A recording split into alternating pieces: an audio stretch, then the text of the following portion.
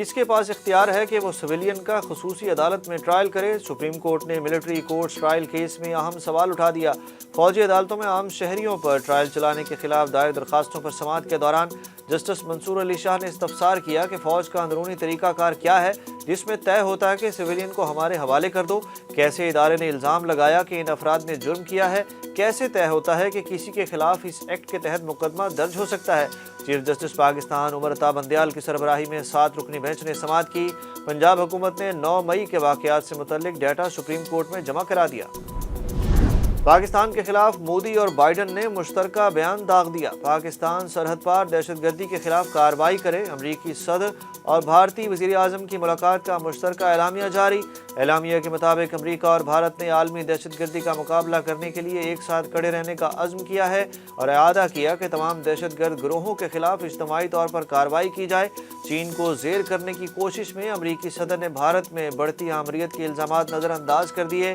امریکہ نے لڑاکا طیاروں کے انجن بنانے کی ٹیکنالوجی دینے، سیمی کنڈکٹرز پلانٹ میں $800 ملین کی امریکی سرمایہ کاری اور خلائی منصوبوں میں تعاون سے متعلق سمجھوتے کیے۔ بھارتی وزیر اعظم نریندر مودی کو دورہ امریکہ کے دوران مختلف مقامات پر سبکی کا سامنا کرنا پڑا۔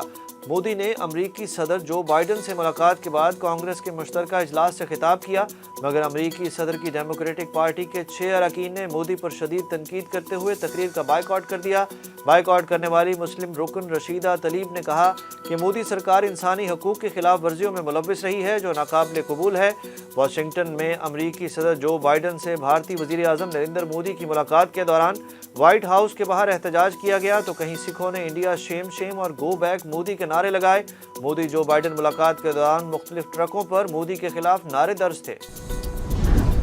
ٹائٹینک کی واقعات دیکھنے کے لیے جانے والی آبدوز ٹائٹن کا ملبہ مل گیا۔ آبدوز میں سوار 2 پاکستانیوں سمیت 5 افراد کی موت کی تصدیق ہو گئی۔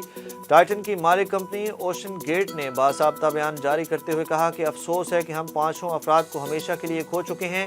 یہ تمام لوگ سچے ایکسپلورر تھے جنہوں نے مہم جوئی کا ایک الگ جذبہ دکھایا۔ پاکستان کے معروف کاروباری خاندان داؤد گروپ کے 2 افراد بھی حادثے میں جان سے جانے والوں میں شامل۔ داؤد گروپ نے شہزادہ سلیمان اور سلمان داؤد کی موت کی تصدیق کر دی۔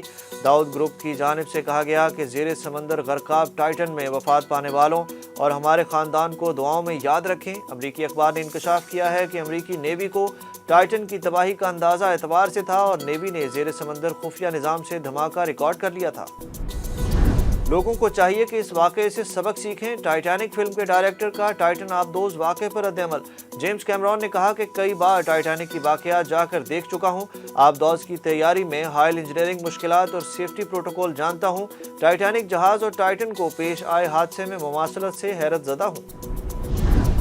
پی ٹی آئی کے مرکزی رہنماؤں کو ریلیف مل گیا۔ شاہ محمود قریشی اور اسد عمر کی عبوری ضمانت منظور، گرفتاری سے بھی روک دیا گیا۔ اسلام آباد ہائی کورٹ کے جسٹس ارباب محمد طاہر نے تھانہ ترنول کے مقدمے میں درخواست ضمانت پر سماعت کی۔ عدالت عالیہ نے 10 جولائی تک پولیس سے ریکارڈ بھی طلب کر لیا۔ اسلام آباد ہائی کورٹ نے اسد عمر اور شاہ محمود قریشی کی 1 لاکھ روپے کے مچلکوں کے عوض عبوری ضمانت منظور کی۔ موسم بھی گرم ہے اور سیاست بھی گرم ہے۔ شاہ محمود قریشی کی اسلام آباد ہائی کورٹ میں صحافیوں سے گفتگو۔ بولے میری روایت ہے عید میں شیخ الاسلام حضرت بہاؤالدین زکریہ کے آستانے پر پڑھتا ہوں، اس آستانے کا خادم ہوں۔ ان کا کہنا تھا کہ عمران خان انصاف کی بنیاد رکھنے والے ہیں، یہ پودا ان کا لگایا ہوا ہے، ہم تو اس کی حفاظت کر رہے ہیں۔ خیبر پختونخوا پولیس نے تحریک انصاف کے مفرور رہنما اور سابق وفاقی وزیر مراد سعید کے بھائی کلیم سعید کو گرفتار کر لیا۔ پولیس ذرائع کے مطابق کلیم سعید مختلف تھانوں میں درج مقدمات میں مطلوب اور 9 مئی کے بعد سے روپوش تھے۔ ذرائع کے مطابق کلیم سعید کی پی ٹی آئی کے دور میں 16 گریڈ کی ملازمت ہوئی تھی۔ اے ٹی سی لاہور نے جناح ہاؤس حملہ کیس میں خواتین سمیت پی ٹی آئی کے 146 کارکنوں کی بعد از گرفتاری ضمانت کی درخواستیں خارج کر دیں، جبکہ 34 افراد کو رہا کر دیا گیا۔ جج اعجاز احمد بٹر نے 180 ملزمان کی درخواست ضمانت پر فیصلہ سنایا۔ سابق رکن قومی اسمبلی عالیہ حمزہ ملک، فیشن ڈیزائنر خدیجہ شاہ، سابق آرمی چیف آصف نواز جنجوعہ کی نواسی اور طیبہ راجہ ان خواتین میں شامل ہیں جن کی درخواست ضمانت مسترد کی گئی۔ پرویز الہی ہمارے پاس واپس آنا چاہتے ہیں لیکن اسپین میں بیٹھا شخص نہیں مان رہا۔ مسلم لیگ کاف کے سربراہ چودھری شجاعت حسین کے بیٹے چودھری شافع حسین کی مونس الہی پر کھل کر تنقید۔ میڈیا سے گفتگو کرتے ہوئے کہا کہ چودھری شجاعت اور چودھری پرویز الہی کی ملاقات مثبت رہی۔ انہوں نے کہا کہ مونس الہی 1 سال پہلے ہی کہہ چکے ہیں کہ سیاست اپنی اپنی، خاندان تو ہمارا ایک ہے، لیکن سیاسی طور پر فیصلہ انہوں نے خود کرنا ہے۔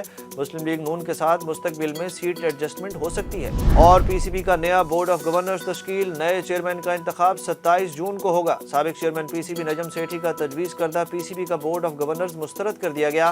پاکستان کرکٹ بورڈ کے قائم مقام چیئرمین اور chief election commissioner Ahmad Shahzad Rana کے مطابق وزارت بین الصوبائی رابطہ کی جانب سے P C B management committee تحلیل ہونے کا نوٹیفیکیشن موصول ہونے کے بعد نجم سیٹھی کی سربراہی میں مینجمنٹ کمیٹی کے تجویز کردہ پی سی بی کا بورڈ آف گورنرز کے ناموں کو مسترد کر دیا گیا۔ دوسری جانب پی سی بی کے الیکشن کمشنر نے انتخاب کا شیڈول بھی جاری کر دیا۔ پی سی بی کے الیکشن کمشنر نے گورننگ باڈی کے ناموں کا بھی اعلان کر دیا۔